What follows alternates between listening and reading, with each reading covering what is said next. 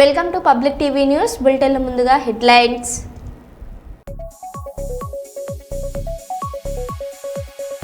మహబూబాబాద్ జిల్లా కేంద్రంలోని ఆశా వర్కర్లు సమ్మెబాట, ఆశా వర్కర్లు భిక్షాటన కార్యక్రమం.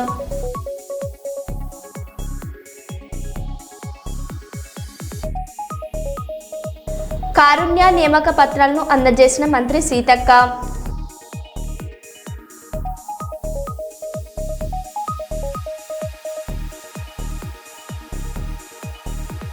విశాఖలో మాధవాధార కనక మహాలక్ష్మి ఆలయంలో చోరీ.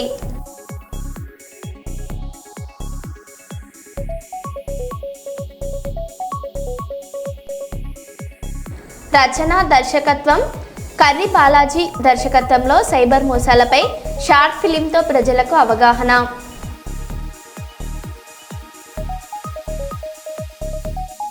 సంకల్బాగ్లోని శ్రీ భద్రాద్రి సీతారాముల ఆలయంలో పుష్పయాగ మహోత్సవం.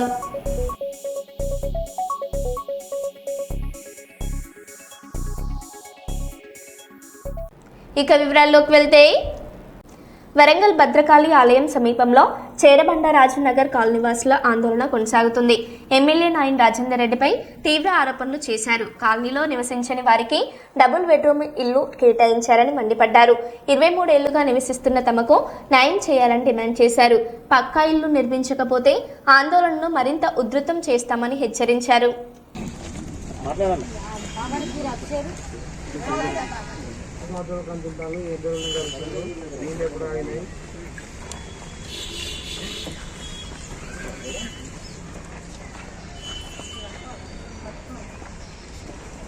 గవర్నమెంట్ 19వ జన్మభూమి కార్యక్రమంలో భాగంగా మాకు పట్టాలు వేయడం జరిగింది.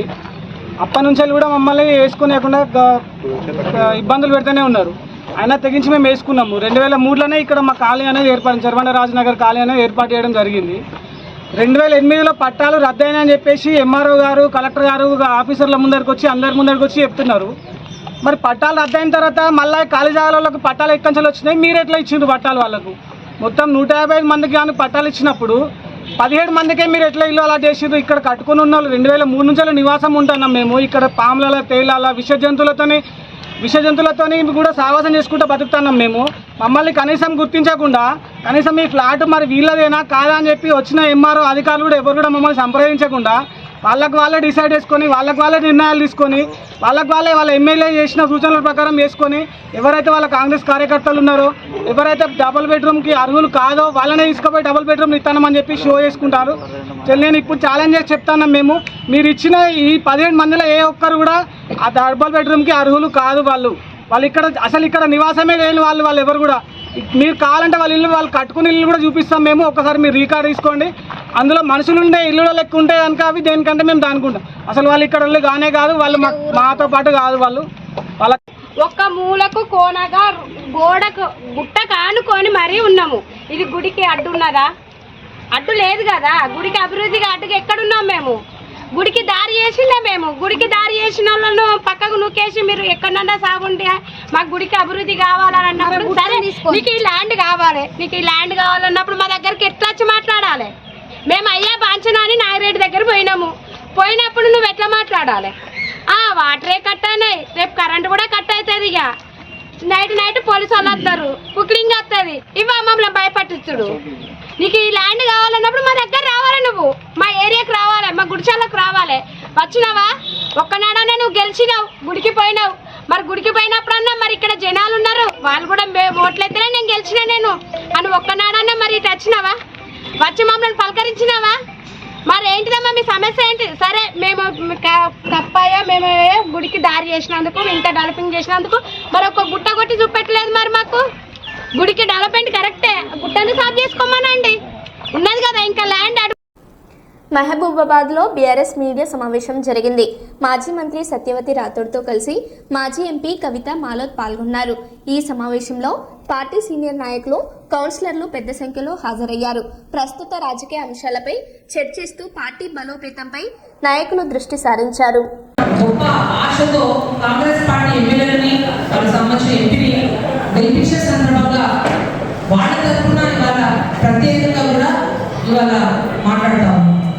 ప్రత్యేక ఈ బడ్జెట్ చూసి ఎట్లా ఉందంటే మోసపూరితమైన బడ్జెట్ ఇది. ఈ మోసపూరితమైన బడ్జెట్ ఇస్తే ఏమనిపిస్తుందంటే గతంలో అంటే తెలంగాణ మళ్ళీ వెనకటి రోజులు గుర్తొచ్చే విధంగా కూడా ఈ బడ్జెట్ దగ్గర కనిపిస్తాం. 6 గ్యారెంటీలు అన్నారు, 11 డిక్లరేషన్లు అన్నారు. అన్ని చూస్తే అవి అంకెల గాడిలు ఉన్నాయి తప్ప అంకెలు ఎక్కడా కనిపిస్తుంది ఏ విషయంలో.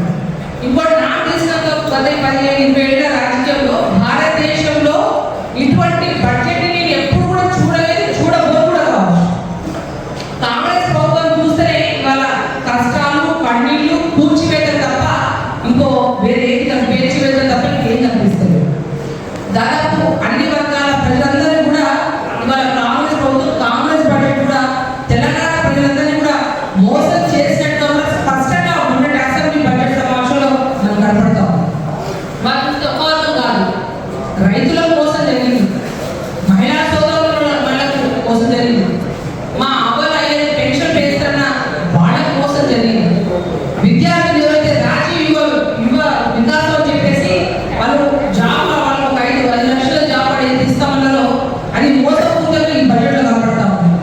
దాంతోపాటు ఎవరైతే ప్రత్యేకంగా రైతు భరోసా 15,000 పెంచుతామని చెప్పిండ్రు ఆ ఊసే ఈ బడ్జెట్లో కనిపిస్తుంది. మీరు చూస్తా ఉంటే 2 లక్షల ఉద్యోగాలు ఇస్తామని చెప్పిండ్రు. 2 కాదు కదా, 10 ఉద్యోగాలు లేకుండా గతంలో కేసీఆర్ గారు ఇచ్చిన ఏవైతే ఉద్యోగాలని ఎంపీ స్టేడియంలో పెట్టి అనౌన్స్ చేసి మేము ఎగ్జామ్ రాపించి పెట్టి అనౌన్స్ చేసినాక ఆ పత్ర నియామకాలన్నీ కూడా ఎంపీ స్టేడియం నుంచి మేము ఇచ్చుకున్నామని చెప్పేది ఈ కాంగ్రెస్ ప్రభుత్వం ఎందుకు తెలుసుకుంది. ఇంకా ప్రత్యేకంగా అయితే ఇవాళ మా మహబూబాద్ జిల్లా వరకే మనం మాట్లాడితే గోర్నగల్ నియోజకవర్గంలో ఉన్న మహబూబాద్ నియోజకవర్గంలో ఉన్న మహిళల సంఖ్య ఎక్కువ, పురుషుల కంటే మహిళల సంఖ్య ఎక్కువ.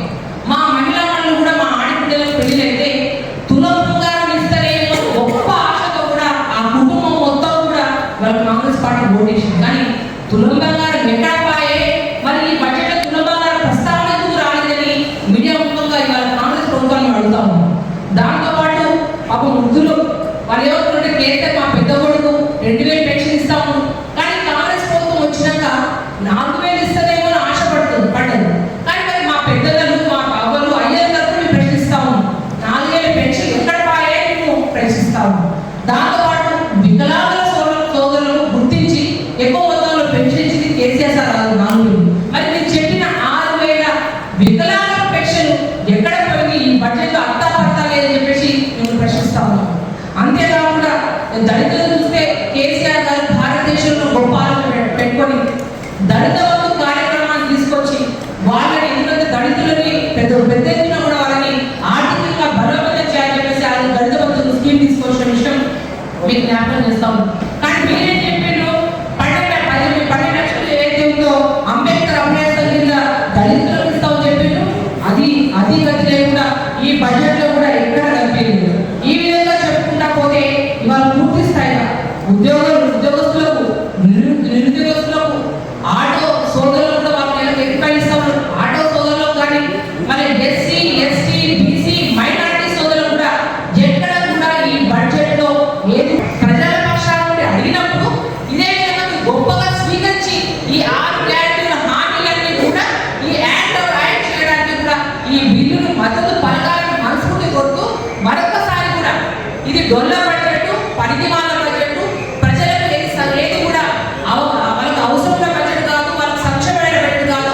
మీరు ఇచ్చిన హామీలు ఎందుకంటే రాజీవ్ గాంధీ గారు ఏం చెప్పిండ్రు, మొదటి క్యాబినెట్లోనే సంతకం కాగానే ఏదైతే మీరు దాన్ని రాహుల్ గాంధీ గారు దాన్ని యాడ్ చేస్తామన్నారు. మరి రేవంత్ రెడ్డి గారు సంతకం పెట్టారు. మరి ఎక్కడ పోయిందో ఏడుతో వెతుకుతున్నారో వెతుకులాడాల్సిందో తెలియదు. కానీ ఇటువంటి దొల్లతరమైన బడ్జెట్ కూడా పూర్తి వ్యతిరేకంగా కూడా ప్రజల పక్షాల నుండి మీరు ఏదైతే ఇచ్చిన హామీలు పూర్తి స్థాయిగా 100 రోజుల్లో చేస్తామన్నారు. 840 రోజులు పూర్తయినా ఇవ్వాలి. మీరు ఇప్పటి కూడా హామీలు ఏమంటారు, హామీ నెరవేరుస్తున్నాం. ఏం నెరవేర్చు, ఫ్రీ బస్సు తప్ప ఏ ఒక్క హామీ కూడా మీరు నెరవేర్చలేదు. కాబట్టి మీరు బీఆర్ఎస్ పార్టీ తరఫున మహబూబాద్ జిల్లాలో బీఆర్ఎస్ పార్టీ కార్యకర్తలు, నాయకులు, కౌన్సిలర్లు, ప్రతి ఒక్క సోదరులతో కూడా ఈ జిల్లాలో ప్రతి ఒక్క కుటుంబం తరఫున కూడా కాంగ్రెస్ పార్టీని డిమాండ్ చేస్తాము. ఇప్పుడు పెద్దలు మహబూబాబాద్ జిల్లా కురవిలో పోలీసులు ఆకస్మిక తనిఖీలు జరిగాయి. లాడ్జీలలో గదులను చెక్ చేసి అతిథుల వివరాలను నమోదు పుస్తకాలతో సరిపోల్చారు. అనుమానాస్పద వ్యక్తుల గుర్తింపు పత్రాలను పరిశీలించారు. లాడ్జీ యజమానులకు సీసీ కెమెరాలు ఏర్పాటు చేయాలని సూచించారు. ప్రజల భద్రత కోసం ఇలాంటి తనిఖీలు కొనసాగుతాయని పోలీసులు తెలిపారు.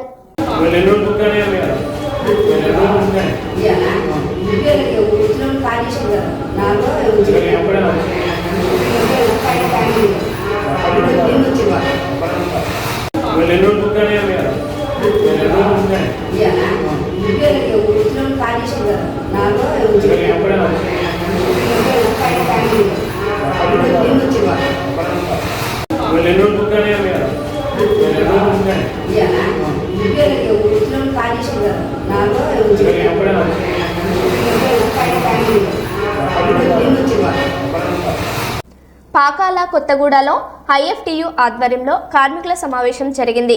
కార్మికుల హక్కుల కోసం ఐక్యంగా పోరాడాలని నేతలు పిలుపునిచ్చారు. కనీస వేతనం, సమాన వేతనం, 8 గంటల పనిదినం పరిరక్షణపై డిమాండ్ చేశారు. 51 గో రద్దు చేయాలని, సీనియారిటీ కార్మికులను విధుల్లోకి తీసుకోవాలని కోరారు. ఈ సమావేశంలో పలువురు కార్మికులు పాల్గొన్నారు. సాధించుకోవడం కోసం నేడు కార్మికులు అనుభవిస్తున్నటువంటి అవమానాలు కావచ్చు, ఇంకా 51 జీవో విధానాలను రద్దు చేయాలని, కార్మికుల వెట్టి చాకిరి నుండి విముక్తి పొందాలని చెప్పేసి ఐఎఫ్టియుగా మేము పిలుపునిస్తున్నాం. కార్మికులందరూ కూడా ఏకం కావాలి అని చెప్పి మా కార్మికుల వర్గాన, కార్మికుల పక్షాన మాకు కూడా ఒక ధైర్యం, ఒక ఆసరా ఉండాలని చెప్పేసి నేడు సిపిఎంఎల్ న్యూ డెమోక్రసీ పార్టీ ఆధ్వర్యంలో మేము ఐఎఫ్టియుగా కొనసాగడానికి సిద్ధమై రావటం జరిగింది. మరి మా కార్మిక సమస్యలను పరిష్కారం చేయడంలో ప్రభుత్వాలు వైఫల్యం చెందుతాయి. కేంద్ర ప్రభుత్వం తీసుకొచ్చిన అటువంటి చట్టాలు ఏవైతే ఉన్నాయో ఆ చట్టాలు 4 లేబర్ కోడ్స్ను వెంటనే రద్దు చేసి కార్మికులు సాధించుకున్నటువంటి 8 గంటల పని దినాలను అమలు చేయాలని చెప్పి కేంద్ర ప్రభుత్వానికి మేము సవాల్ విసురుతున్నాం. అదేవిధంగా రాష్ట్ర ప్రభుత్వానికి మేము తెలియజేసేది ఏంటంటే 51వ జీవో ఏదైతే ఉన్నదో దాన్ని వెంటనే రద్దు చేసి మల్టీపర్పస్ విధానాన్ని రద్దు చేసి మునుపటిలాగానే పూర్వం ఏ విధంగానైతే కొనసాగినామో ఆ కొనసాగింపును వారి యొక్క పని విధానాన్ని బట్టి, వాళ్ళు చేసే పనులను బట్టి కారోబార్, పంప్ ఆపరేటర్, ఎలక్ట్రీషియన్ వివిధ హోదాలలో కొనసాగించాలని చెప్పేసి డిమాండ్ చేస్తున్నాం. మహబూబాబాద్ జిల్లా కొత్తగూడలో కారుణ్య నియామక పత్రాలు పంపిణీ చేశారు. మంత్రి సీతక్క స్వయంగా లబ్ధిదారులకు నియామక పత్రాలు అందజేశారు. విధి నిర్వహణలో మృతి చెందిన ఉద్యోగుల కుటుంబాలకు అండగా నిలిచేందుకు ఈ ప్రభుత్వం నిర్ణయం తీసుకుందని తెలిపారు. బాధిత కుటుంబాలకు ఇది పెద్ద ఊరటనిచ్చింది.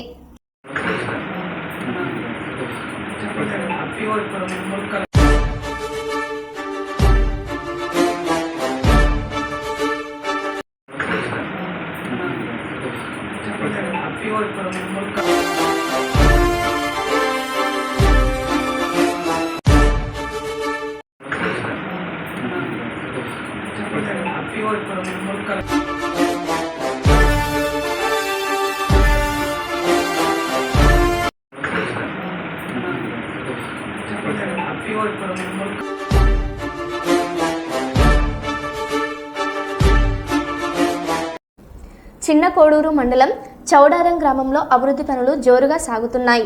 సర్పంచ్ వాసుదేవాచారి ఆధ్వర్యంలో గ్రామంలో పారిశుద్ధ కార్యక్రమాలు, తడి పొడి చెత్త వేరు చేసే చర్యలు చేపట్టారు. అన్ని వార్డుల్లో శానిటైజేషన్ నిర్వహించగా పాఠశాలలో విద్యార్థులకు అవగాహన కల్పించారు. డ్రైనేజీ, రోడ్ల శుభ్రతపై ప్రత్యేక దృష్టి సారించారు. పల్లె ప్రకృతి వనాన్ని అందంగా తీర్చిదిద్దారు. చౌడారం గ్రామాన్ని ఆదర్శ గ్రామంగా మార్చే దిశగా అడుగులు వేస్తున్నారు. చెట్లు కూడా మొక్కలు నాటుకోవడం జరిగింది. దీంతో భాగంగా మేము ప్రజలందరం కలిసి అభివృద్ధి చేసుకోవడం కృషి చేయడం జరుగుతుంది. మరి గత ప్రభుత్వం అభివృద్ధి చేసిన పనులను ఓపెనింగ్ చేయడమే దృష్టిలో పెట్టుకోవడం కాకుండా చిన్నప్పటి నుంచి రావడం వెళ్ళే రహదారి, మా దారి గత 4 సంవత్సరాలుగా చాలా తీవ్ర ఇబ్బందులు పడుతున్నాం. ప్రభుత్వాలు ఈ రోడ్లను కూడా పట్టించుకోవాలని మా గ్రామం తరఫున మేము చెప్పడం జరుగుతుంది. మంచిర్యాలలో బీజేపీ శిక్షణ తరగతుల ముగింపు సమావేశం జరిగింది. రఘునాథ్ వెర్రవెల్లి పాల్గొని కాంగ్రెస్ ప్రభుత్వంపై విమర్శలు చేశారు. 6 గ్యారంటీలు అమలు చేయాలని డిమాండ్ చేశారు. రామచంద్రరావు ఆధ్వర్యంలో అసెంబ్లీ ముట్టడికి పిలుపునిచ్చారు. ఈ కార్యక్రమంలో పలువురు నాయకులు, కార్యకర్తలు పాల్గొన్నారు. డబ్బు పెట్టుకొని కార్యక్రమాలు చేయొద్దు, అందరి భాగస్వామ్యం ఉండాలని చెప్పేసి చెప్పడం జరిగింది. దానిలో భాగంగా మన జిల్లా అధ్యక్షులు బీజేపీ సీనియర్ నాయకులు ఓదెల్ గారు, జిల్లా ఇన్ఛార్జ్ సీనియర్ నాయకులు ఓదెల్ గారు, Mancherial municipal corporation BJP floor leader Mukesh Goud గారు, ఉపాధ్యక్షులు కమలాకర్ రావు గారు, జోగుల శ్రీదేవి గారు, 4 జోన్లకు చెందిన అధ్యక్షులు అభిషేక్ రాజు గారు, సత్రం రమేష్ గారు, కుర్రె చక్రవర్తి గారు, రంగా శ్రీశైలం గారు, హృదయపూర్వక నమస్కారం. ప్రశిక్షణ తరగతులు నిర్వహించడం చాలా కఠినమైన పని, ఈజీ పని. కలెక్టర్ ఆఫీస్ కాడ ధర్నా జరిగింది. వాస్తవంగా అది ధర్నా కాదు, తర్వాత దాన్ని ధర్నానే కనబడ్డది. అంటే నేను మా వాళ్ళు గేట్ లెక్కుట్ల నంబర్ 1, పోలీసు వాళ్ళని దొబ్బుట్ల నంబర్ 2, వాళ్ళందరికైనా మా వాళ్ళు దొబ్బేసి. ప్రభుత్వము ఎన్నికల సమయంలో ఇచ్చిన 6 గ్యారంటీలను అమలు చేయడంలో పూర్తిగా విఫలమైంది. ఇటు యువకులకు ఉద్యోగాలు లేవు, నిరుద్యోగ భృతి లేదు, మహిళలకు ఇచ్చిన స్కూటీలు కావచ్చు, బంగారం హామీలు నెరవేర్చలేదు, రైతులకు పూర్తిగా ఏదైతే రుణమాఫీ ఉందో అది ఇప్పటివరకు అమలు కాలేదు, రైతు భరోసా అడ్రస్ లేకుండా పోయింది, అదేవిధంగా ఫసల్ బీమా యోజన అమలు చేయలేదు. పేద ప్రజలకు ఇండ్లు ఇస్తామని చెప్పి ఇవాళ ఇంద్రమ్మ ఇండ్ల పేరు మీద పేద ప్రజలను మోసం చేస్తారు. ఇట్లా ఈ రాష్ట్ర ప్రభుత్వం ఎన్నికల సమయంలో ఇచ్చిన గ్యారంటీలను అమలు చేయడంలో పూర్తిగా విఫలమైంది. మా బీజేపీ తెలంగాణ రాష్ట్ర అధ్యక్షులు రామచంద్రరావు గారి పిలుపు మేరకు ఇప్పటికే మండల స్థాయిలో ధర్నాలు నిర్వహించినాము, జిల్లా స్థాయిలో ధర్నాలు నిర్వహించినాము.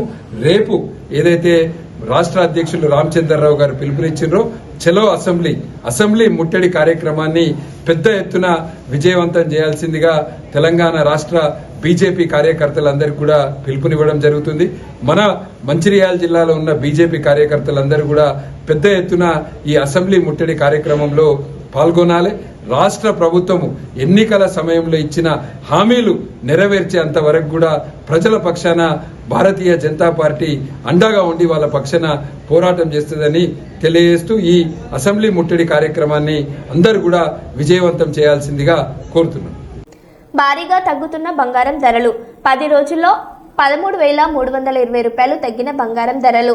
24 క్యారెట్ల 10 గ్రాముల బంగారంపై తగ్గిన 13,320, 22 క్యారెట్ల 10 గ్రాముల బంగారంపై తగ్గిన 12,160 రూపాయలు. తాజాగా 24 క్యారెట్ల 10 గ్రాముల బంగారం ధర 1,48,900. తాజాగా 22 క్యారెట్ల 10 గ్రాముల బంగారం ధర 1,36,540 రూపాయలు.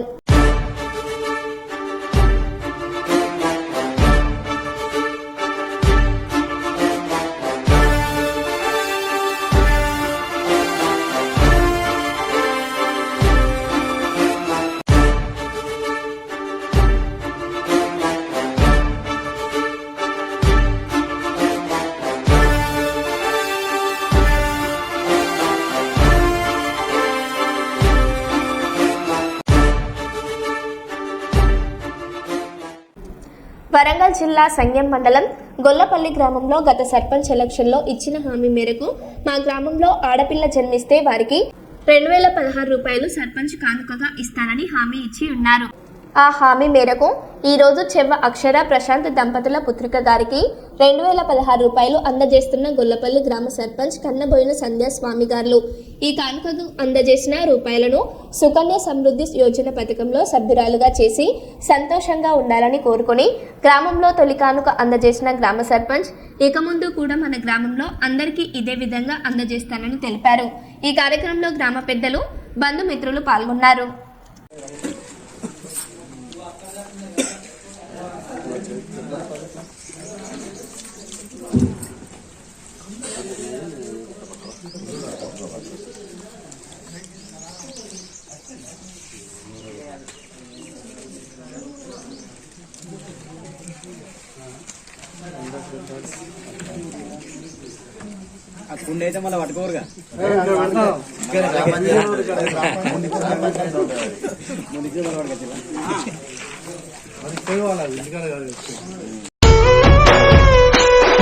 ఒక్క నిన్ను గెలవనీకి దండుగట్టి వస్తుండ్రు దుండగులే గెలవలేరే ఎందుకంటే నీ అనుకున్నది మేములే కుస్తీ మాది బస్తి మీది గల్లి గల్లి గుండెల్లో ఉంది నువ్వే ఎవ్వడాడు ఎంత తోడు మమ్ములా దాటి నిలిసేటోడే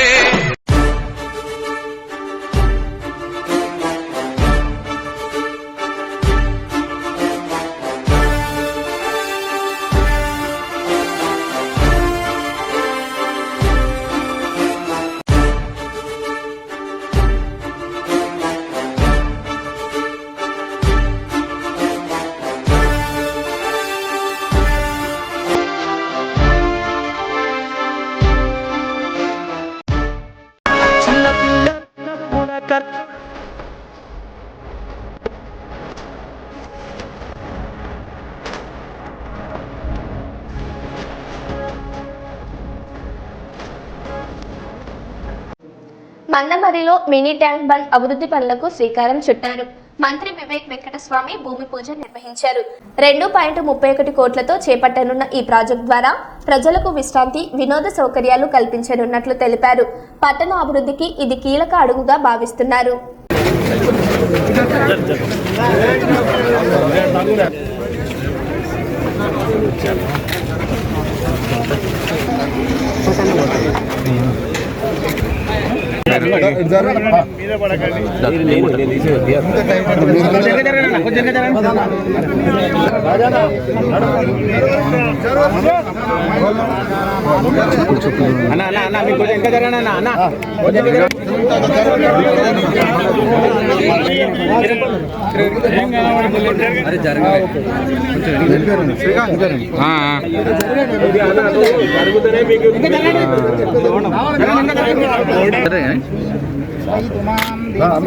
వెనక నువ్వు కొట్టినావా కొట్టినా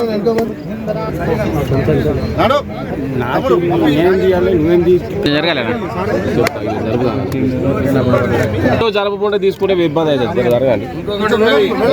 రమేష్ కొట్టావా గుడ్ల రమేష్ కొట్టావా చేతులు పెట్టా నాగా నాకు చేతులు పెట్టి అక్కడ పోతానంటే ఆగన్నట్టు నువ్వు సార్ పండుకోండి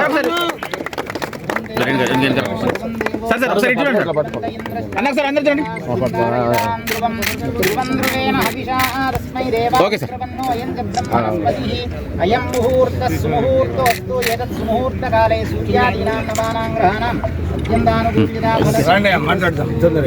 ఈ 3 టౌన్లలో కూడా మంచినీటి కరువు ఉందని చెప్పి సుమారు 100 కోట్లతోని అమృత్ స్కీమ్ శాంక్షన్ చేయించడం జరిగింది.